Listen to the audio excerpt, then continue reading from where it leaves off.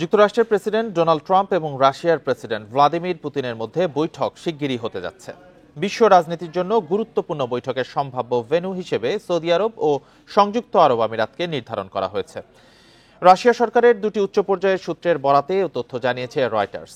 মস্কোর কর্মকর্তারা এরই মধ্যে দুটি দেশ সফর করেছেন। আরেকটি সূত্র জানিয়েছে, বৈঠকের ভেন্যু নির্ধারণ নিয়ে মস্কোর কয়েকজন কর্মকর্তা সন্তুষ্ট নন। তাদের মতে সৌদি কিংবা আমিরাত নিরপেক্ষ ভেন্যু নয়, কারণ দুই দেশেই যুক্তরাষ্ট্রের সাথে সামরিক ও নিরাপত্তা চুক্তি রয়েছে। রাশিয়ার সূত্রের বরাতে জানা গেছে, দুই নেতার বৈঠকে জ্বালানি তেলের দাম এবং রাশিয়া ইউক্রেন যুদ্ধের অবসানের বিষয়টি গুরুত্ব পাবে।